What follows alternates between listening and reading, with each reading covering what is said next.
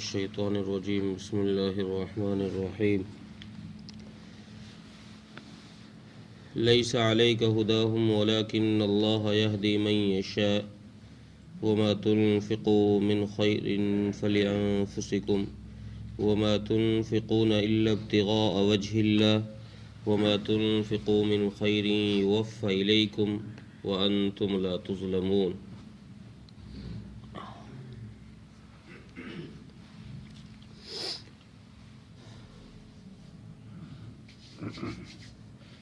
پچھلی آیات میں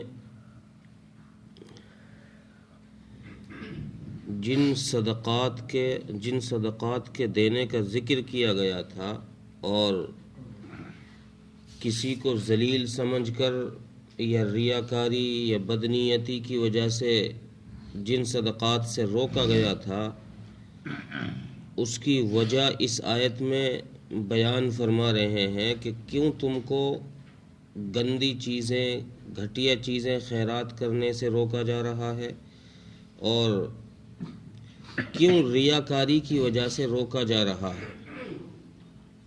اور اس آیت میں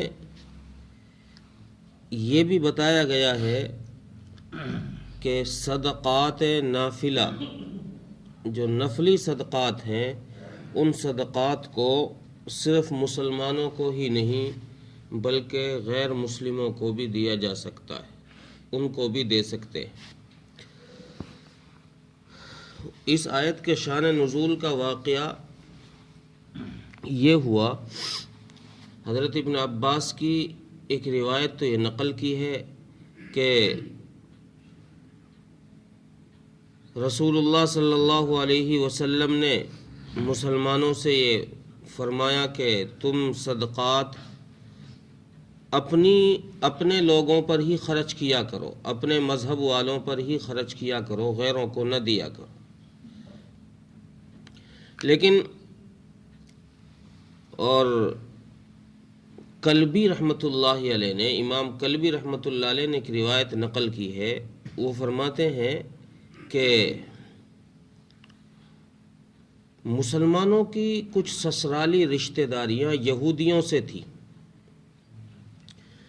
تو جب تک وہ لوگ، چونکہ رشتہ داریاں تو پہلے جڑ چکی تھی، مسلمان بعد میں ہوئے تھے، جب تک یہ لوگ مسلمان نہیں ہوئے تھے، یہ جو مسلمان اب ہوئے ہیں یہ بھی یہودی تھے، وہ تو اب بھی یہودی ہیں، تو یہ ان کی مدد کیا کرتے تھے، اپنے ان رشتہ داروں کی، سسرالی والوں کی یہ مدد کیا کرتے تھے، ان کو کچھ ہدیہ تحفے دیتے تھے، ان کا گزر ان کے دینے پر ہی چلتا تھا۔ جب یہ مسلمان ہو گئے تو انہوں نے ان کو دینا بند کر دیا، مسلمانوں نے ان یہودی رشتہ داروں کو دینا بند کر دیا۔ اور ایک روایت میں یہ بھی ہے کہ رسول اللہ صلی اللہ علیہ وسلم نے منع فرمایا تھا کہ ان کو صدقہ نہ دیا کرو، جب تم ان کو صدقہ نہیں دو گے تو ہو سکتا ہے کہ یہ مسلمان ہو جائیں، جب وہ بھوکا مرے گا، مرتا کیا نہ کرتا، ہو سکتا ہے جب ان کے پاس کمانے کا کوئی اور ذریعہ نہیں ہے تو تم جب ان سے صدقات روک لو گے، ان کو نہیں دو گے تو ہو سکتا ہے یہ مسلمان ہو جائے۔ اس سے اللہ تبارک و تعالیٰ نے یہ آیت کریمہ نازل فرما کر روکا اور اعلان فرمایا کہ نبی جی آپ کے ذمے ہدایت دینا نہیں ہے، یہ بات ہم نے آپ کے ذمے نہیں ڈالی ہے کہ آپ کسی کو ایسے اسباب پیدا کر دیں، ایسے ذرائع بنا دیں، ایسی شکلیں صورتیں کر دیں کہ وہ آدمی مجبور ہو جائے، تم اس کو مجبور کر دو ہدایت پر لانے پر، ایسا نہیں ہو سکتا، بلکہ لاکھ مجبوریاں اور لاکھ کوششیں کرنے کے باوجود جب تک ہم نہیں چاہیں گے تم کسی کو ہدایت پر نہیں لا سکتے، سارے راستے روک دیے جائیں، ساری دشمنیاں اختیار کر لی جائیں، دشمنی کے ذریعے سے بھی تم کسی کو ہدایت پر نہیں لا سکتے، اور ساری محبتیں جھونک دیں، ان محبتوں کے جھونکنے کے باوجود تم کسی کو مسلمان نہیں بنا سکتے۔ اس لیے فرمایا لیس علیک ہداہم ولکن اللہ یہدی من یشاء، آپ کے ذمے ہدایت نہیں ہے، آپ ان کو صدقات دیتے رہیں، ان پر احسان کرتے رہیں، آپ ان سے صدقات سے نہ روکیں۔ اگر آپ نے ان سے صدقات سے روک لیا لوگوں کو تو پھر معاملہ ٹیڑھا ہو جائے گا۔ ہو سکتا ہے لوگ یہ بھی سوچنے لگ جائیں کہ دیکھو مسلمان اپنے مذہب میں داخل کرنے کے لیے کسی کو مجبور کر رہا ہے، کسی کو مجبور کر رہا ہے کہ وہ ہمارے مذہب کی طرف آ جائے، ہمارے مذہب میں داخل ہو جائے، اس لیے ان سے مالی امداد روک لی ہے۔ بلکہ اسلام کسی کو مجبور نہیں کرتا، اسلام کھلا مذہب ہے، وہ کھلی ہوئی کتاب ہے، اس کو پڑھ کر جس کا جی چاہے اس میں آ جائے، جس کا جی چاہے نہ آئے، کوئی مجبوری نہیں ہے۔ اللہ جب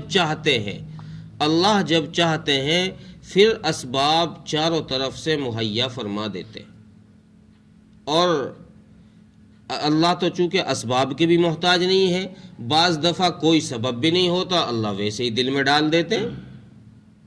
ایمان کی طرف رغبت اللہ بعض دفعہ ویسے ہی دل میں ڈال دیتے ہیں۔ تو اس لیے رسول اللہ صلی اللہ علیہ وسلم کو یہ حکم دیا کہ جو تمہاری رشتہ داریاں ہیں یہودیوں کے ساتھ، مسلمانوں کی جو رشتہ داریاں ہیں، ان مسلمانوں سے کہو کہ ان کو ہدیہ جو بھی یہ صدقہ خیرات دیتے ہیں ان کو دیتے رہیں، روکے نہیں۔ اور پھر آگے فرمایا کہ تم جو بھی خرچ کرو گے اس کا بدل تمہیں ہی ملنا ہے، اس کا بدل، اس کا عوض تم کو ہی ملے گا۔ ایسا نہیں ہے کہ تم خرچ کرو تو تم کو اس کا بدل نہیں ملے گا، بلکہ فلی انفسکم، جو بھی تم خرچ کرو گے اس کا عوض تمہیں لوٹ کر آنا ہے، تمہیں ملنا ہے۔ اور جب تمہیں ہی ملنا ہے تو پھر کیوں دوسرے کو دکھانے کے لیے یا پھر کیوں گھٹیا چیز اللہ کے راستے میں دے رہے ہو؟ ناقص قسم کی چیز کیوں خیرات کر رہے ہو؟ جو پیچھے ناقص قسم کی، گھٹیا قسم کی چیز خیرات کرنے سے روکا گیا تھا، صدقہ کرنے سے روکا گیا تھا، اس کی طرف اشارہ فرماتے ہیں اللہ کہ تم کیوں گھٹیا چیز دے رہے ہو؟ جب تم گھٹیا دو گے تو تمہیں بھی گھٹیا ہی ملے گا۔ جب تمہیں ملنا ہی ہے وہ مال تو پھر تم جو گھٹیا دو گے تو تمہیں بھی گھٹیا ملے گا۔ وَمَا تُنْفِقُونَ إِلَّا ابْتِغَاءَ وَجْهِ اللَّهِ۔ اور اسی طرح تیسری قید یہاں آیت میں یہ لگائی کہ تم مسلمانوں تم جو بھی کام کرتے ہو وہ سب اللہ کی رضا کے لیے کرتے ہو۔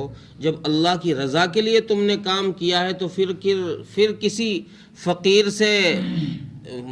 فقیر کو یا کسی آدمی کو، کسی کو بھی دکھانے کے لیے کیوں خیرات کرتے ہو؟ کوئی لوگ کہیں گے مجھے سخی ہے، بڑا خیراتی ہے، بھئی بڑا دلیر آدمی ہے، کیوں دوسروں کے دکھانے کے لیے تم یہ کام کرتے ہو؟ جب حالانکہ تمہاری منشا یہ ہے کہ ہم اللہ کی رضا کے لیے کر رہے ہیں۔ جب اللہ کی رضا کے لیے کام کیا جا رہا ہے تو پھر دوسرے لوگوں کی طرف دھیان جانا ہی نہیں چاہیے کہ کوئی مجھے دیکھے گا تو یہ کہے گا، مجھے دیکھے گا تو یہ سمجھے گا، اس طرف تمہارا دھیان جانا ہی نہیں چاہیے۔ اور کیوں؟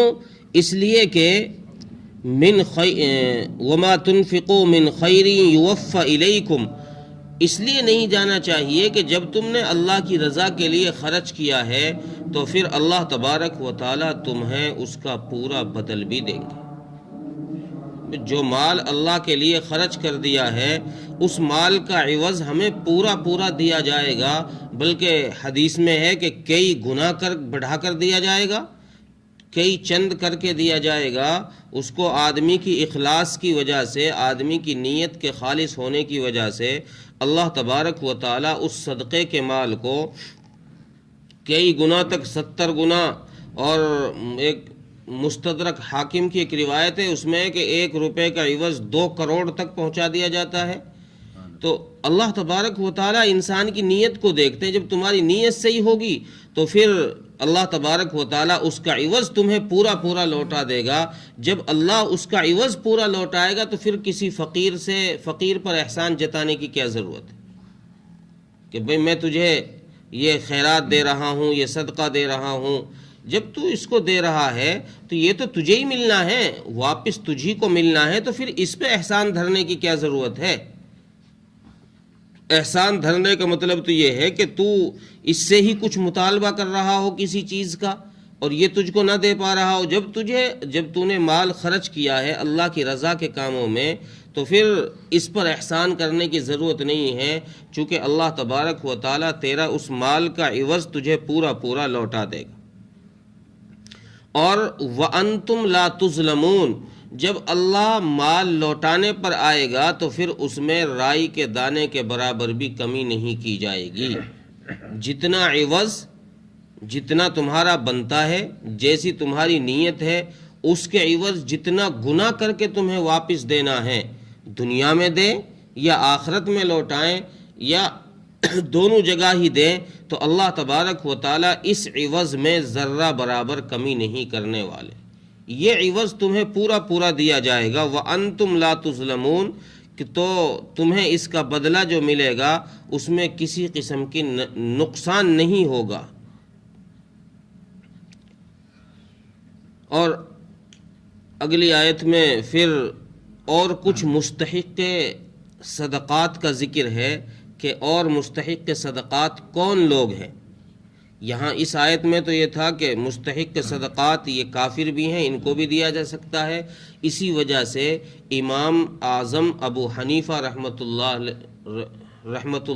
علیہ اور دیگر ائمہ، امام شافعی، امام مالک، امام احمد ابن حنبل، دیگر ائمہ، یہ سارے تو اس بات پر متفق ہیں کہ زکوٰۃ فرض ہے.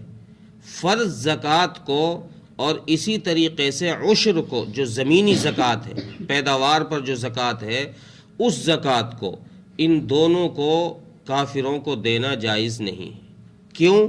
اس کی وجہ یہ ہے، قرآن کی اگلی آیت سے تو للفقراء الذین احصروا سے یہ صاف ہو رہا ہے، پتہ چل رہا ہے کہ صدقات خیرات غریبوں میں دو. یہاں تخصیص نہیں کہ غریب مسلمان ہے یا کافر، سب کو دو.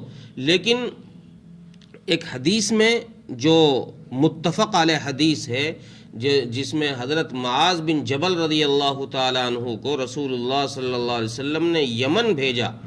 جب یمن کا گورنر بنا کے بھیجا تو رسول اللہ صلی اللہ علیہ وسلم نے یہ ارشاد فرمایا کہ معاذ وہاں کے مالداروں سے زکوٰۃ لینا اور انہی کے غریبوں پر اس کو لوٹا دیں. اس حدیث سے یہ پتہ چل رہا ہے کہ زکوٰۃ کا لوٹانا صرف مسلمانوں پر ہے، چونکہ جن مسلمان مالداروں سے زکوٰۃ لی جائے گی، اللہ کے نبی نے فرمایا کہ انہی کے غریبوں پر، یعنی مسلمان غریبوں پر ہی اس کو واپس لوٹانا ہے. اس لیے اس حدیث کی تخصیص کی وجہ سے قرآن کریم کی اس آیت سے زکوٰۃ، چاہے وہ عشری ہو، زمینی زکوٰۃ ہو یا مالی زکوٰۃ ہو، اس کو خاص کر دیا ہے فقہا نے، ائمہ نے، کہ صرف زکوٰۃ کو روکا جائے، زکوٰۃ کو کسی غیر مسلم یا کافر کو نہ دیا جائے. اس کے علاوہ جو اور صدقات ہیں، جیسے صدقۃ الفطر ہے، جیسے نظر، کسی نے نظر مانی، نظر کا صدقہ ہے، یا ویسے ہی خیرات ہے، اور بہت سارے صدقات کی قسمیں ہیں، وہ سب جو ہے امام اعظم ابو حنیفہ رحمۃ اللہ علیہ کے نزدیک ان کا کسی غیر مسلم کو دینا جائز ہے. باقی اور فقہا کا اس میں اختلاف ہے، ہمیں اس سے کوئی مطلب نہیں. ہمارے امام کے نزدیک اور غیر مسلموں کو اس زکوٰۃ اور خواہ و عشری ہو یا زمینی، عشری ہو یا مالی، اس زکوٰۃ کے علاوہ باقی اور صدقات کا دینا جائز ہے. زکوٰۃ کا نہیں، باقی اور صدقات کا، وہ کسی بھی غیر مسلم کو، صدقۃ الفطر غیر مسلم کو دیا جا سکتا ہے، اور اسی طریقے سے نفلی صدقات، خیرات وغیرہ جو انسان کرتا ہے وہ بھی غیر مسلم کو دی جا سکتی. ترجمہ دیکھیں، لیس علیک ھداھم ولکن اللہ یہدی من یشاء، نبی جی آپ کے ذمے نہیں ہے ان کو ہدایت پر لانا، اللہ تبارک و تعالی جس کو چاہتے ہیں ہدایت پر لے کر آتے ہیں. وما تنفقوا من خیر فلانفسکم، اور تم جو خرچ کرو گے وہ تمہارے ہی لیے ہے. وما تنفقون الا ابتغاء وجہ اللہ، اور تم جو بھی خرچ کرتے ہو وہ اللہ کی رضا کے لیے ہی کرتے ہو. وما تنفقوا من خیر یوفى الیکم، اور تم جو خرچ کرو گے وہ تم کو پورا پورا دے دیا جائے گا. وانتم لا تظلمون، اور تم پر کسی قسم کا ظلم نہیں کیا جائے گا، یعنی واپس لوٹانے میں کسی قسم کی کوئی کمی نہیں کی جائے گی. اللہ تعالیٰ ملک توفیق عطا